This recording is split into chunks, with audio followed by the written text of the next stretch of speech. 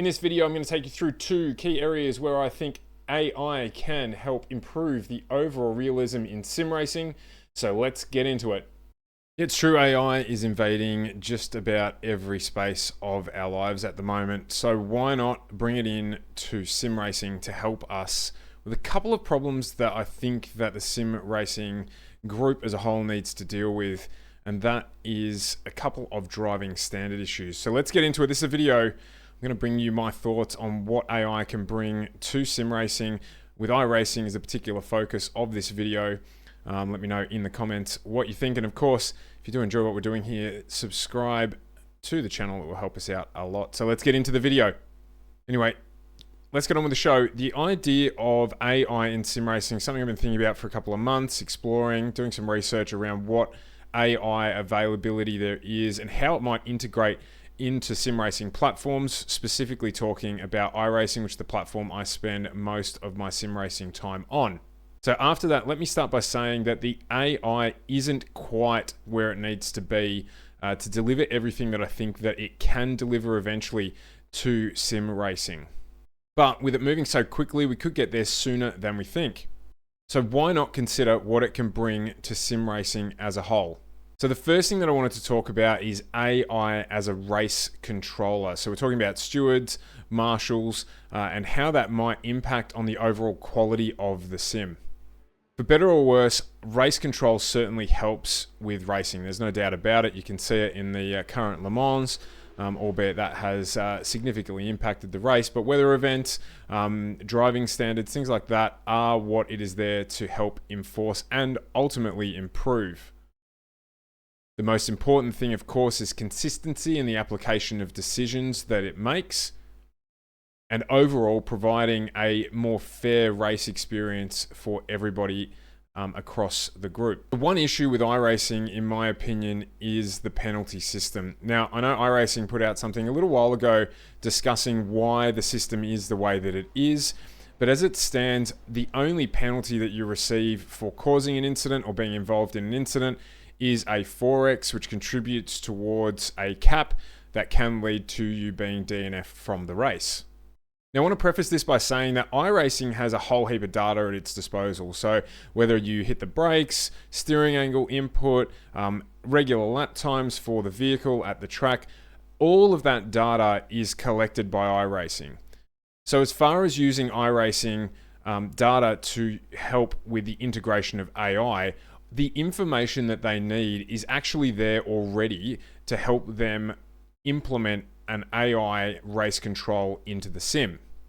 So having a live race control that's controlled through AI by iRacing using that data can help them implement things like drive-through penalties where a driver is at fault, and even as far as looking at whether or not drivers with their relative positions on track are far enough alongside a car to constitute a pass. Now, we've all heard the term dive bomber, and we see it so frequently in sim where drivers aren't in a position to make an effective pass and they cause an incident.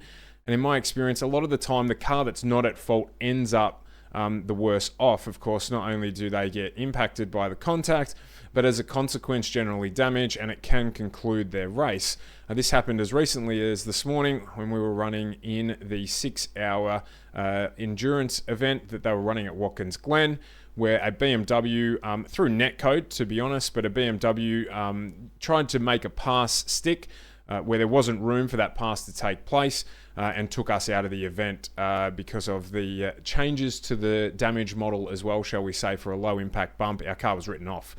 So using AI in that particular instance could then serve that driver with a drive-through penalty so that there is some consequence for their actions, and it makes the sim more realistic. Where drivers do that in a real-life racing event, of course, they will be penalized. They might get a drive-through, they might get a 5-second time penalty, and these are all things that need to be introduced to the sim to take it to that next level of realism.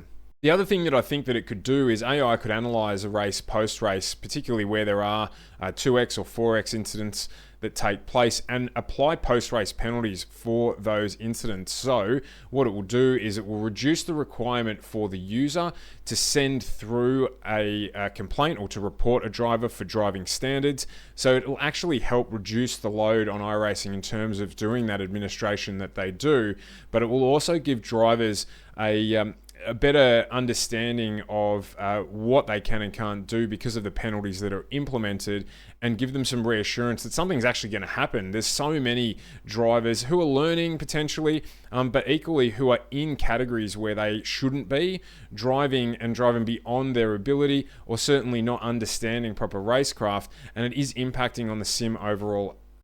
There are plenty of drivers with the licensing system that iRacing has who are driving cars that they're just not ready to drive. And while iRacing want people to participate in these events, LMP2 cars and the prototypes are vehicles that require lots of time and lots of practice to master. So when you jump into these endurance events, or when you jump into multi-class racing events, it's really, really important that those drivers are capable of driving those cars, and in particular reference to Walken's Glen, are able to make and judge safe passing in those particular vehicles. Now, this may not be as much of an issue in the top splits, but certainly as you start getting into the lower splits, it is an issue that needs to be addressed. There are lots of drivers who've had their races ended just purely because drivers who might have graduated to a D or a C license but haven't spent a lot of time in a particular car don't understand proper racecraft. But this doesn't just stick with those prototypes in this multi-class racing. There's plenty of examples right throughout anything that you do on the sim, for whether it be rookie racing, D-level or C-level racing, where there are drivers who simply don't understand when they're in a position to pass, and when the driver potentially who is defending a position needs to allow room for that pass to take place, otherwise known just generally as racecraft. So I feel like with the low impact of a 4x as opposed to a drive-through penalty or something that may actually be issued during a real-life race, these drivers aren't necessarily going to learn the consequence of their action and improve their driving standards through learning by penalty or by the AI race control controlling that race and imposing penalties on those drivers where they need to be done. So I certainly think that live AI race control is a massive step forward for the sim. It's something that AI can definitely do, if not quite yet, certainly over probably the next 6 to 12 months with the rate at which AI is changing, is something that iRacing is going to be able to utilize to improve the sim and the overall quality of the racing. But let's not stop there. Let's have a consideration for the aggregation of splits. Now, we all want to drive with our mates. We all want to run in a split where we're going to be competitive. But there is this lurking feeling of Smurf accounts always being used in these big events. So I have nothing against Smurf accounts. Let me preface this point with you before we get into it. Smurf accounts exist for a reason, and I have absolutely no issue with them being used. Having said that, what I do object to is where drivers in those Smurf accounts are significantly quicker, as they will be, than the rest of the drivers who are in the split they're meant to be in. This can create a couple of different outcomes that we really need to address. So, first and foremost, yes, those drivers are quicker, but that can actually cause incidents. So take again Walken's Glen, or even if you go back to the Nürburgring 24-hour race, where you've got drivers that are anywhere between 2 to 10 seconds quicker a lap, particularly at the Nürburgring with such a long lap, and their braking points are different, their turn-in points are different, and their overall racecraft is different to somebody in, say, the 1500 to 2.5k iRating scale. And so that causes incidents in itself. The driver in that 18 to sort of 2.5k scale iRating won't understand or won't anticipate that that quicker driver is going to have later braking points, etc. So when that happens, of course, that's when we get those incidents where fast cars clip slower cars that they might be passing, and it's not necessarily the fault of the faster driver either. It's just that they're not able to anticipate, because they don't usually run in the slower brackets, how they need to manage their race. So AI could use this, and it doesn't actually necessarily need AI to do this, but take again the Walken 6 hour recently. What iRacing should do, in my opinion, in this particular case, is have teams pre-register the week prior to the event. Now, the guys at the Majors 24 do this for their Le Mans event, and it works really well. So teams register with their drivers. They then have a week to carry out qualifying laps, and every driver in that team must carry out a minimum of 3 laps. When they do that, they get an average lap time. That creates their qualifying position, and that's also how they get split into their different groups for the event itself. Now you're going to say, what about sandbagging? Well, this is where AI can help. With the data that iRacing has, they are able to see what profile has produced what lap times in what cars at what tracks. In the lead up to these events, most drivers spend a week at least, maybe less, but generally a week preparing for it in terms of practice, in terms of car setup, and again, all of that data is recorded on iRacing. So come race day or come qualification period, you have a driver running an account that might be, say, 1800 iRating, but that driver in the qualifying, or in the practice period, I should say, leading up to qualifying, has done an 8-minute 12 at the Nürburgring. Come qualifying, they run an 8-minute 20 so that they can get into a lower split. iRacing can compare that data and reject the lap that they've done and accept their fastest lap time from their practice. What will this do? Well, it means that those drivers can still run the Smurf accounts and not risk potentially their high iRating main accounts that they use. They can run with their mates, but it also means that they get placed into an appropriate split that allows for close racing.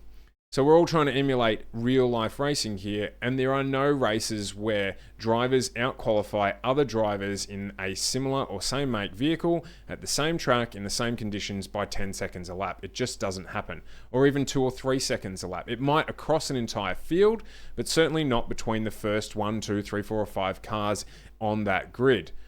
So again, aiming for realism here, introducing AI to analyze this information is what iRacing need to do to help to introduce more realism to the sim and closer racing. So a lot of what I've covered here isn't about the top splits, albeit I'm sure live race control in those splits would be of benefit to those drivers, albeit the incidents may be more clear-cut or may be less frequent. This is about improving the sim as a whole. When we talk about those top splits, we're generally referring to the top 1% or less of drivers on the sim. So you've got a huge raft of drivers who would benefit from the introduction of an AI race control system into the sim, and also benefit from AI-introduced aggregation of race splits, particularly in endurance events. No one likes entering an event, an endurance or a sprint race, and being beaten by a driver that has taken them out, whether that be because they've passed you and you can continue in your race, or worse, having your race ended by that driver and seeing them finish inside the top 3 in a race. So what do you think? Do you think that iRacing should introduce an AI race control for every race? Do you think it will help improve the quality of driving overall? Or do you think that it will only stand to impact drivers who are not at fault if they get it wrong? Let me know your thoughts in the comments. As always, thank you for watching. Don't forget to subscribe, and I'll see you in the next video.